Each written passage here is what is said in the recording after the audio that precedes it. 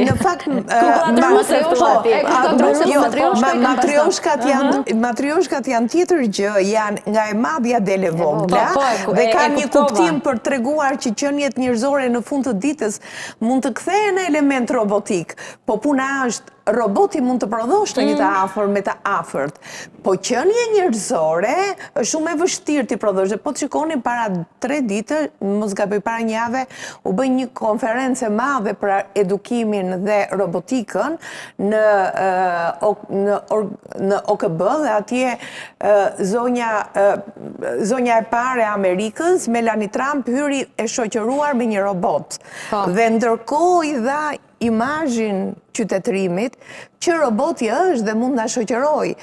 Po roboti nuk përbën ngjarje nëse nuk emocionon dhe nëse bën veprime mekanike. Pra, alternimi inteligjencës me inteligjencën artificiale, me qenien umane dhe me ekspozitën e Elidonit, që është në thelbin e saj, subjektivja në objektivitetin dhe në atë çfarë ne duam të shohim, jo në këndvështrimin e Elidonit, në këndvështrimin që e panora, se Elidoni e shef ndryshe, tregon që ne në një mënyrë apo në një tjetër jemi ca joker të jetës sonë, që luajmë herë duke ngritur kartën e inteligjencës, herë duke ngritur kartën e inteligjencës emocionale, na pëlqen shumë të kemi të paditur se i menaxhojmë mirë, na nuk i duam në jetën tonë të përditshme të paditurit se na toksikojnë dhe duam të destoksikojemi duke marrë të mençurit dhe pastaj themi ne renianët dhe këta plebejt që nuk kuptojnë. I kemi larguar inteligjentët? Kanë emigruar për një jetë më të mirë jashtë vendit? Unë mendoj që ka gjithmonë inteligjent dhe në kushte të vështira krijohet inteligjenca dhe më e mirë.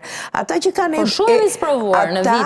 kanë emigruar, po e tha Elidoni, ne nuk kemi pushtuar kur, s'kemi bërë luftë, ne kemi qenë pritës dhe jemi një popull aq luajal sa që edhe ke armiku kemi gjetur të mirën, jo vetëm ke miku. Te italiani besoj pak më shumë apo dhe të tjerë? Te të gjithë pa përjashtim. Te të gjithë pa përjashtim. Jemi asimilues të paparë dhe popujt inteligjent bëjnë krime inteligjente. Popujt budallë bëjnë krime domethënë, si më thënë, budallaqe. Ne çfarë lloj krime? Ku futemi ne si ne jemi mbretër dhe mbijetesës dhe nuk dim të jetojmë mirë. Ne sigurisht jemi shumë inteligjent, do thosha unë, ose shumë të mençur që quhet, sepse nuk nxitojmë për hir të vërtetës që të pushtojmë tjetrin ose të krijojmë atë të quajtur po nga ana tjetër kemi bërë asgjë as këtu, domethënë. Në një farë mënyrë konformist, po nuk kemi bërë asgjë. Fakti që jemi këtu ku jemi me çështje episodi përpara, ajo që është këtu ku jemi mendoj se është mjaftueshëm okay. Dhe mbas është sepse ta inteligjentët nuk janë, nuk e di se mungon reagimi thonë. Asnjëherë nuk e ke ulur. Reagimi nuk është gjithmonë i variantit të dhunshëm me protesta dhe gjëra të tilla, njerëzit protestojnë me ekspozita, protestojnë në mënyra të ndryshme. Ajo inteligjente. Po njerëzit nuk e kanë lënë bosh. Unë do t'ju them diçka. Ne po flasim për një grup të vogël, dhe nëse ky grup i vogël nuk arrin të bëjë një ndryshim. Do t'ju marr një shembull. Masa shumë e zgjuar. Masa para 2 javësh, nuk dua të prek, për hir të se jam dhe artist, ishte një film i cili ishte investuar dhe unë jam shumë fan i kinemat. E kishte braktisë totalisht. Shumë inteligjent. E njëjta masë inteligjente që braktisi atë film, para 2 ditësh përqafoi një film më idiot se ai. Pra këto janë kompromise që njeriu qesh dhe unë bashkë me ta. Kjo nuk është qetësues. Problemi është gabimet tona nuk janë asnjëherë faj. Pra ky popull di çfarë bën. Ky të pushton me peshën tënde. Ky të lodh ta jep pushtetin, do thotë të jep çfarë të hahet. Dhe çfarë të hahet jepet vetëm atij që është në prag të vdekjes. Sepse mund të haj gjithçka. Më kupton, është shumë i zgjuar për sa i përket. Dhe arpa në fillim. Shumë pra, jemi dakord, por ne shqiptarët të zihemi për njëjtin mendim. E kjo është karakteristike e Në fakt po ti çfarë do ta pyesja? Arpa është në fushën e sipërmarrjes. Si e dallon? Pra sot për ty teksa punson njerëz në biznesin, çfarë është e rëndësishme? Notat, eksperienca, nëse po marrim një person të ri, pra, ti shikon, ti intereson diploma, çfarë ka mbaruar, notat, rezultatet, eksperienca, komunikimi, aftësitë e buta, apo soft skills, empatia e tjera, apo si e bën për zgjedhjen tënde? Si për ty, për ta punësuar? Notat tani varet për çfarë bëjnë fjalë, se nëse flasim për farmacistën në farmaci, se ka disa pozicione, notat jo domosdoshmërisht, po sigurisht njohuri të mira në fushën e medikamenteve, e barnave, janë zakonisht shumë të rëndësishme. Dhe jo vetëm kaq. Por nga ana tjetër në pozicione të tjera, përveç gjërave bazë që duhet të ketë për pozicionin për të cilin po aplikon, në fakt janë edhe aftësitë të tjera të cilat i kam shumë të rëndësishme.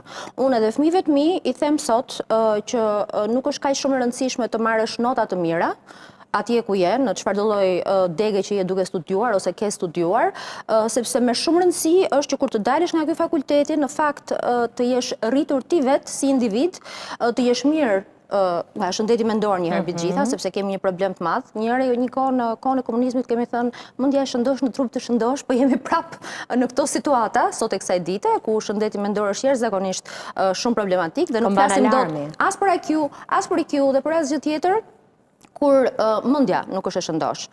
Kështu që jo, unë shikoj për bazat e punës të cilat më duhen, por nga ana tjetër shikoj dhe komunikimin e këtyre njerëzve, përpiqem të shikoj dhe nëse ka elemente të cilat mund të më tregojnë për traumat e kaluara tani të gjithë kemi, por që nga ana tjetër mund të shfaqen në një mënyrë të shëmtuar në ambientin e punës, gjëra të vogla, përpiqem të shikoj, se gjithsesi 2 intervista bëj dhe nuk është se mund të shikosh gjithçka me kaq, këto i shohim më gjatë pastaj me kalimin e kohës, por që për mua këto janë elemente shumë të rëndësishme. Ama këto të gjitha që thash vlen në kushte ideale kur ka kërkesë për punë. Sot unë përballem me problemin që nuk ka njerëz që duan të punojnë dhe nuk ka absolutisht për asnjë lloj pozicioni kandidat për punë.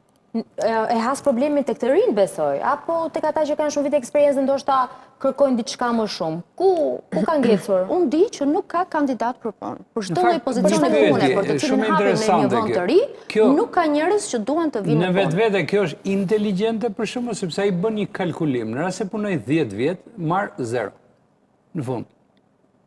Pra çfarë është kënd vetvete? Sepse e kam bërë, unë nuk ktheva nga Greqia sepse bëra një llogari. Me lekët thash marr këtu dhe përfitoj, unë s'bëj asgjë. Kthehem në Shqipëri pa bëj karrierë. Jo, kjo nuk është inteligjente fare, sepse këta njerëz, jo nuk është. Unë nuk mendoj që është inteligjente, sepse personat të cilët aplikojnë përgjithsisht janë mosha të reja. Dhe nëse vërtet këto të ardhura që mund të marrin në punën për cilën po aplikojnë, mbase nuk janë ato që ka menduar, që ka dëshiruar në mendjen e tij kur mbaroi studimet, po në fakt kështu ndodh për të gjithë, por ama ti merr një eksperiencë pune dhe sa të dalësh nga shtëpia në mëngjes, që e di që do pish 3 kafe dhe në fund të muajit ku di unë se sa minus do jesh, ti më mirë fillon një punë ku të paktën menaxhon këto gjërat e vogla të tuat dhe në fund të muajit ke marrë një eksperiencë, ke njohur njerëz ndërkohë, ke folur disa gjëra më shumë dhe sigurisht ke pasur dhe disa të ardhura që mbase nuk janë ato që pret, por gjithsesi të çojnë diku kandidata.